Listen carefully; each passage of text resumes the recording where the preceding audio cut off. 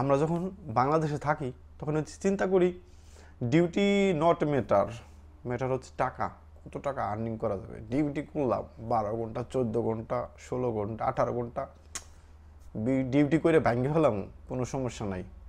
যেই সকল ভাইরা আসলে বিদেশে যাবেন, বাংলাদেশে এখন এই মুহূর্তে আছেন, পাসপোর্ট জমা দিবেন, কিন্তু অ্যাকচুয়ালি এই রিয়েল লাইফে বাস্তবতার সম্মুখীন হইলে কত ঘন্টা ডিউটিতে গেলে আসলে জিনিসটা সুন্দর হবে এবং আপনার জন্য কমফোর্টেবল হবে, এটা কিন্তু অরিজিনালি একটা চিন্তার বিষয় হইতে পারে। এটা একটা ছোট্ট একটা বিষয়, এইটা কিন্তু অনেক বড় ভূমিকা রাখে একটা বিদেশে যখন মানুষ যায় তার জন্য। এটা যাওয়ার আগে বোঝে না, যাওয়ার পরে বোঝে। আমি নিজের যে একটা অভিজ্ঞতা, সেই অভিজ্ঞতা থেকেই এই ভিডিওটাতে কিছু কথা বলবো, যা আসলে একটা মানুষ নতুন বিদেশে গেলে, লেবানন হোক, দুবাই হোক, সৌদি হোক, যেখানে হোক, বা সিঙ্গাপুর হোক, কাতার, এই সমস্ত জায়গায় কিন্তু বাংলাদেশে বর্তমানে বেশি যাইতেছে। তো যেখানেই হোক, এখন বর্তমানে সময় কিন্তু সবচেয়ে বেস্ট ভিসা হইতেছে হলো যে আপনার যেটা কোম্পানির ভিসা বা কন্ট্রাক্ট ভিসা, যেটা ওইটা। তো সেই ক্ষেত্রে কিন্তু আমরা যখন বাংলাদেশে থাকি তখন চিন্তা করি ডিউটি নট ম্যাটার, ম্যাটার হচ্ছে টাকা, কত টাকা আর্নিং করা যাবে। ডিউটি করলাম 12 ঘন্টা, 14 ঘন্টা, 16 ঘন্টা, 18 ঘন্টা, ডিউটি করে ভাঙ্গে ফেলাম, কোনো সমস্যা নাই। আসলে কি ভাই একটা জিনিস চিন্তা করছেন, এটা কি আসলেই কি এরকমটা সম্ভব? আসলে কি আপনার 1 মাস, 2 মাস, 6 মাস, 1 বছর, 2 বছর, 3 বছর, এত সময়, এত লং টাইম কি আসলেই কি আপনার 14 ঘন্টা, 16 ঘন্টা ডিউটি করা সম্ভব? এতে মানুষের ব্রেনটে কি কোনো ইফেক্ট পড়ে কি না, এটা কিন্তু চিন্তার বিষয়। এটা কিন্তু বাংলাদেশ থেকে বোঝা যায় না। এখন এই জিনিসটা কিন্তু যারা কন্ট্রাক্ট ভিসায় বাংলাদেশ থেকে একটা অন্য দেশে যায়, যাওয়া শেষ, খেলা শেষ, নতুন খেলা শুরু, এটার সাবজেক্ট আলাদা, কিন্তু ওইটা আপনি আর চেঞ্জ করতে পারবেন না। আপনি বাংলাদেশ থেকে কিন্তু চাইলে এই বিষয়টা কিন্তু চেঞ্জ করতে পারেন। আপনি যখন পাসপোর্ট জমা দিবেন সেই ক্ষেত্রে কিন্তু অবশ্যই আপনার জানার অধিকার আছে, বা আপনাকে তারা জানাবেও। আপনি নিজে অবশ্যই এই বিষয়টা কিন্তু আপনি নিজেও জানবেন যে আসলে আমি তো যাইতেছি কি কোম্পানিতে যাইতেছি, কোম্পানির কাজ কি, এবং আমাকে বেতন দেবে কত, এবং আমার ডিউটি হবে কত ঘন্টা, ওভার টাইম কি করলে করা যাবে নাকি বাধ্যতামূলক।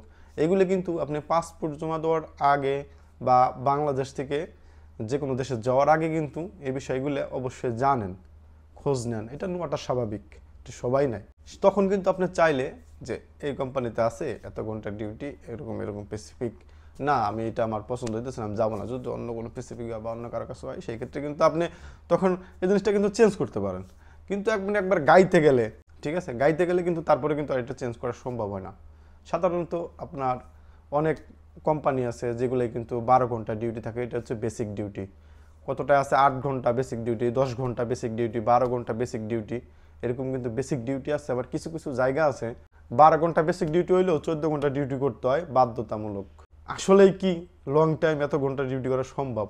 যারা আছে তারা কিন্তু মাইন্ডকে চেপে আছে, এই জিনিসটা কিন্তু বুঝতে হবে।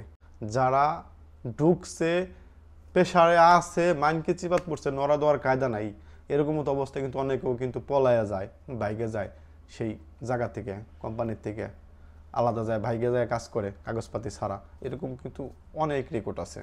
তো সেই ক্ষেত্রে এই জন্য একটা নতুন মানুষ, আমি এই বিষয়টাই আর কি বলতে চাইতেছি, যে একটা নতুন মানুষ বাংলাদেশ থেকে যখন যে কোনো জায়গায় কাজ করার জন্য যাবে, তবে আমার যে অভিজ্ঞতা এবং আমি যা দেখছি এই প্রবাস জীবনে, সেটা থেকে বলতেছি যে একদম নতুন মানুষ বাংলাদেশ থেকে যখন যে কোনো দেশে যাবেন আপনারা কাজ করার উদ্দেশ্যে, কন্ট্রাক্ট বিষয়ে যদি যান, সেক্ষেত্রে ডেফিনেটলি আপনারা চেষ্টা করবেন যে আপনার বেসিক ডিউটিটা যেন 10 ঘন্টা থেকে 8 ঘন্টা এর ভিতরে যেন হয় বেসিক ডিউটিটা।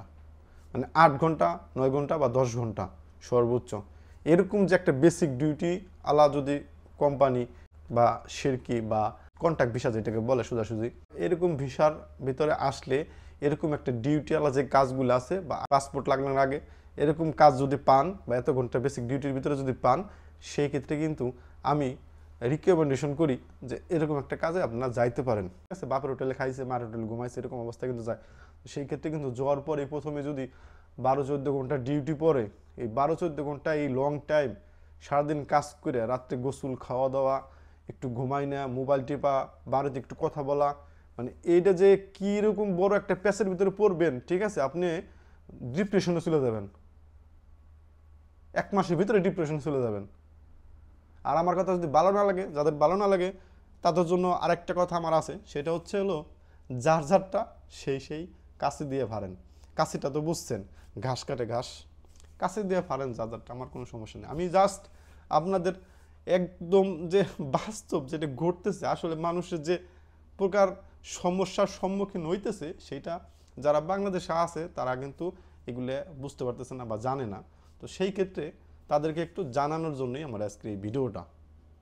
এতে যদি কেউ আমলে নেন ভালো, যদি ফারেন চার্জারটা শেষে তাও ভালো, কোনো সমস্যা নাই।